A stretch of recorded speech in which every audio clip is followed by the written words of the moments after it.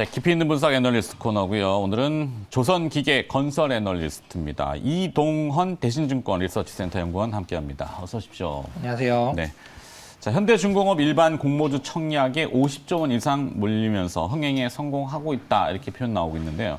17일 상장인가요? 네, 이번 주 금요일. 네, 원래 16일이었는데 하루 네네. 수년해서 17일 상장을 앞두고 있는데 앞으로 주가 흐름은 또 어떻게 보시는지요? 네, 공모가 밴드 상단 6만 원에서 가격이 형성이 됐고요. 시가총액으로 하면 5조 3천억 수준이 됩니다.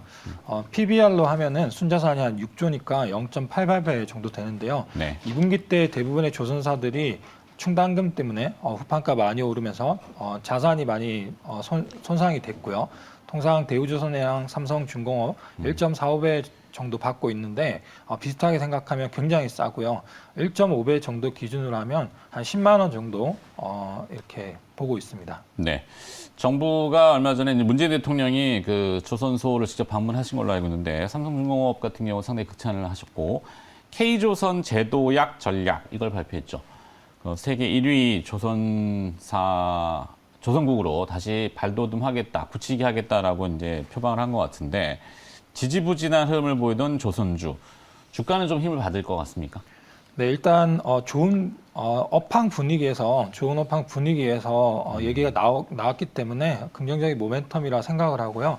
올해 조선 발주량을 보면은 작년 대비 8월까지 한 165% 정도 상승을 했고 한국 점유율이 물량 기준으로 하면 40%, 중국이 46% 정도 되는데 금액 기준으로 하면 한국이 거의 46% 정도가 돼요.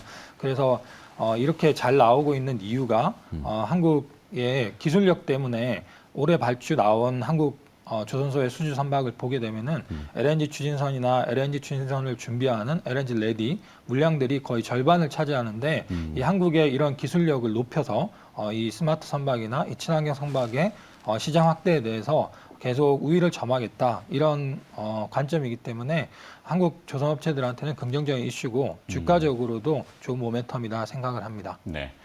뭐 오늘 아침에 그 LNG 뭐 천연가스 값이 지금 상당히 강하게 오르고 있어요. 에너지들이 대부분 그런데 올해 얼마나 추우려고 그런지 모르겠습니다만 에너지 가격의 상승은 결국에는 조선업종에서는 고부가 가치 선박들의 수주로도 연결이 될 수 있겠죠. 네. 외부 분석에 의하면은 올해 겨울 추우면은 뭐 유가가 100불이 갈 수 있다 뭐 이런 얘기도 나오고 있고요. 네. 그리고 보안가요? 보아에서 했나? 네. 그리고 지금 러시아에서 LNG 발주들이 나올 거다 이런 기대들이 있고요. 네. 이런 기대들이 전반적으로 국내 조선소들한테 긍정적인 측면이고 LNG 외에 이제 카타르에서 대규모 발주도 올해 내년 내후년까지 계획이 되어 있어서 이쪽은 대부분 다 한국의 과점적인 시장이기 때문에 네. 좋은 발주 움직임이 기대가 되고 있습니다. 그러게요.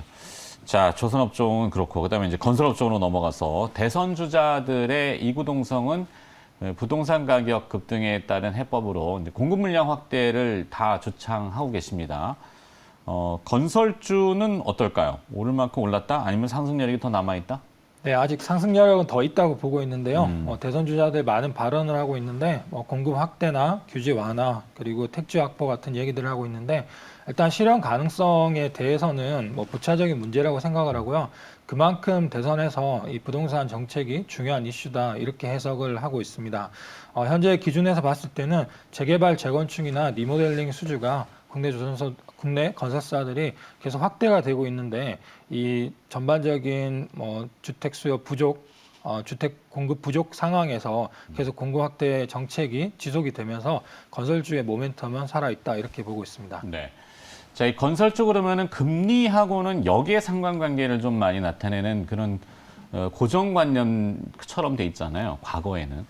저는 좀 변화한 것 같긴 한데 최근에 이제 금리 인상이 추세적으로 조금 더 여지를 나눠주고 있고 부동산 정책하고도 마찬가지 맞닿아 있는 것 같은데 금리 인상, 건설주에는 앞으로 어떤 영향 줄 것 같습니까? 네, 기본적으로 한국이 선제적으로 금리를 인상하고 미국이 테이퍼링을 이제 시작하게 되면 이런 부분들이 부담이 되는 거는 맞습니다. 그리고 은행권에서 일부 은행들이 시중은행들이 주택담보대출을 일부 금지한다거나 전세 대출을 줄이겠다 뭐 이런 발언들을 하는 부분들이 부담이 될 수 있습니다. 다만 구분을 해야 되는 거는 기존 재고주택 같은 경우는 그런 부담이 영향이 가겠지만 지금 분양 시장은 굉장히 화랑을 보이고 있고 주택 관련된 이 건설사들은 분양 시장에 실적이 연동된다는 점을 감안을 하면은 이런 부분들이 충격이 상대적으로는 적을 거다 이렇게 보고 있습니다. 네.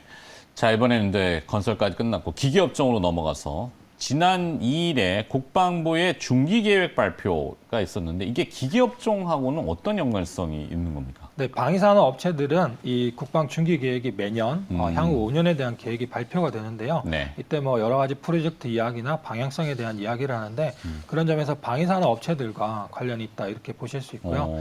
올해 계획은 내년 22년부터 26년까지 이 5년치의 계획이 되는데 방산 예산이 315조, 작년에 300조, 이 5년 동안 예산이 300조였고요. 4.8% 정도 증가를 했고 이 국방 예산이 크게는 방위력 개선비랑 전력 운영비 이렇게 나눠지는데 방위력 개선비가 주로 방산업체들의 수혜가 됩니다. 네. 이 부분은 106조 정도로 6.6% 증가를 해서 예산 증가가 방위산업체들한테 수혜가 될 것으로 보입니다. 그러면 관련해서 주목할 만한 기업이 혹시 매칭되는 게 있나요? 뭐 방산 기업들은 작은 기업들은 조금 인식이 그렇게 돼 있지만 사실 그 뒷면에 들어가면 큰 기업들도 있죠.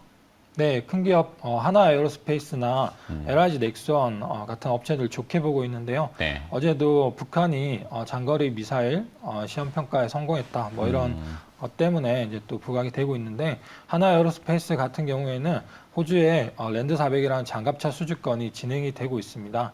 지금 호주 국방장관이랑 외교부 장관이 한국에 와서 지금 회담을 하고 있는데요. 네. 이 긍정적인 기대를 하고 있고요. LIG 넥스원 같은 경우에는 앞서 말씀드린 이 국방 예산 증가에 대한 직접적 수혜를 기대를 하고 있습니다.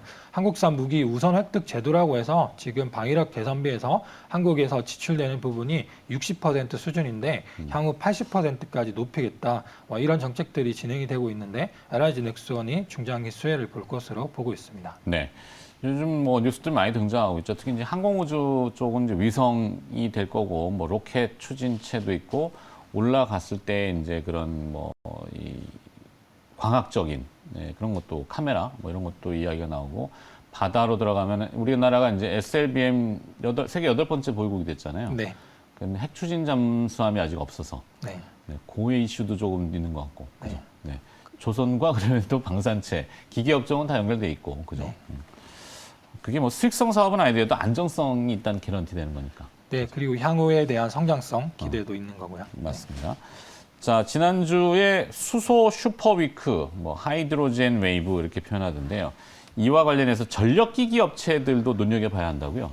네, 수소 관련해서 다양한 모멘텀 이벤트들이 나왔는데요. 네. 관련해서 이제 필요한 업체들은 주가가 높은 밸류에이션을 받고 있고요. 전력기기 업체들은 이런 신재생 사업이 확대가 되면은 전력기기가 수요가 늘어난다는 점이 있고, 그리고 직접적으로 신재생 사업에 이렇게 뛰어들고 있는데 LS 일렉트릭, 현대 일렉트릭, 효성중공업 같은 전력기기 업체들을 보게 되면 밸류에이션은 아직 전력기기 업체의 밸류에이션을 받고 있고요. 이 신재생 사업이 추가가 계속 되면서 이 밸류에이션이 높아질 거라 보고 있고, 기존의 전력기기 사업 같은 경우에는 미뤄졌던 그 코로나 때 미뤄졌던 설비 투자 캐펙스, 그리고 해외에서는 유가가 반등하면서 나오는 수요, 미국 인프라 수요 같은 것들 때문에 전력기기 업황 자체가 바닥을 찍고 있어서 이 세계 업체에 대해서 수소뿐만 아니라 이 전력기기 산업에 대해서 긍정적인 타이밍이다 이렇게 보고 있습니다. 네.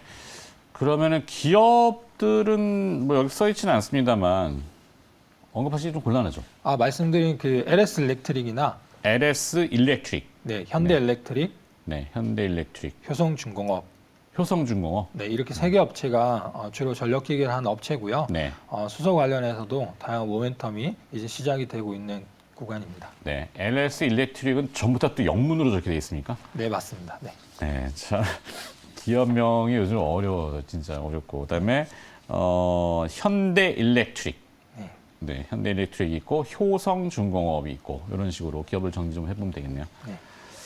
잘 들었습니다.